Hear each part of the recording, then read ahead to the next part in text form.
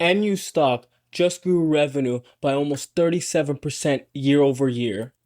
And somehow it's still losing billions of dollars. So, if you're looking at this stock, you're probably wondering, is this one of the fastest growing fintech opportunities or a risky business hiding behind growth?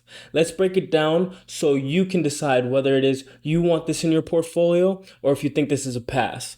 If you want simple breakdowns of stocks like this without all the confusing Wall Street language, make sure you hit the subscribe and like button, and please comment below what it is you want to see in future videos, as I love making content tailored to what it is you want to see.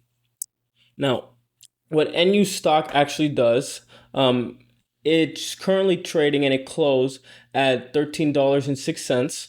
But basically, what the company does, NU, is it's a bank on your phone. No branches, no waiting in line. Everything you do is all on the app. Through NU Bank, you can get a credit card, save money, send and receive money, invest, and take out loans, all without ever stepping into a bank.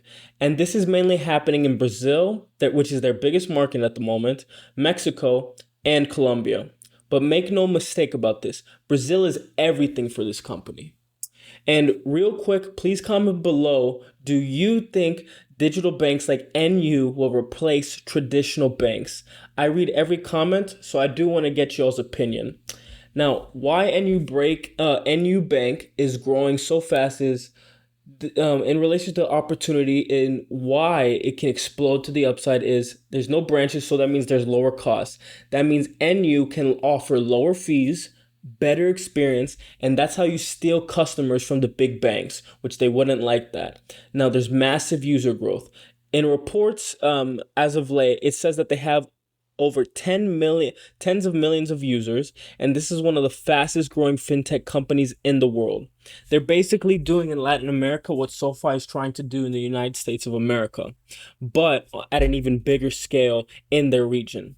Now, let's talk about the actual numbers. So I did look at the financials, and we're looking at the quarterly reports. So as of fiscal year 2025, when we compare for the fourth quarter of 2025, we see here that total revenue was at 15.7 million. We see that was a increase of about 37%, to be exact, is 36.97% year over year when we compare to the fiscal year of 2024 at 11.5 million, which is insane growth, by the way.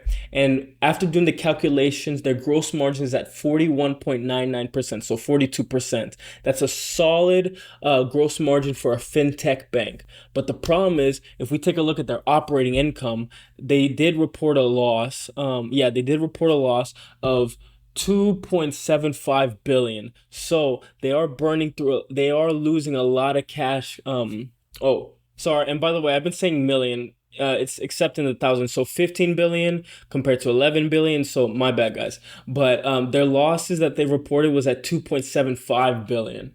So they are still losing serious money at the operating level. So but if we do look at their cash position, I don't believe it shows it. Oh, it should show it here, dummy. But if we look at the cash position, cash and cash equivalents. Cash and cash equivalents are currently standing as of fiscal year 2025 at 15 billion. So they have $15 billion in cash. So they still, that does give them a decent amount of runway, even though they are losing a decent amount of cash at the scale of the company. Now, when we take a look at the balance sheet, let's look at the assets and the liabilities. So assets and liabilities as of right now, hold on. Let's go to total assets. Total assets.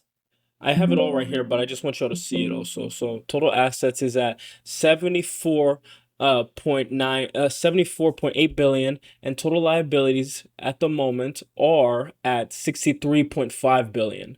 So they are asset heavy as expected for a bank.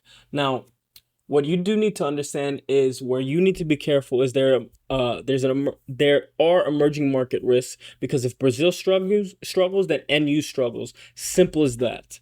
The credit risk, they do give out loans, and if people don't pay them back, that becomes a big problem for the company.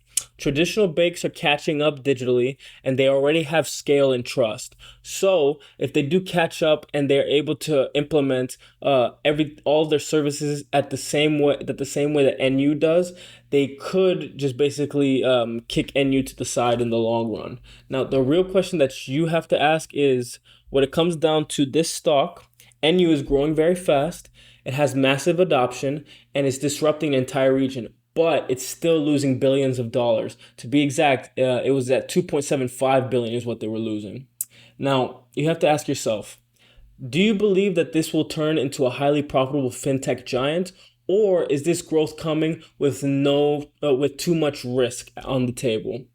And in closing, guys, if you do want more breakdowns like this on stocks before they make big moves, please make sure you subscribe and hit the like button and let me know in the comments, are you bullish or bearish on this stock and you?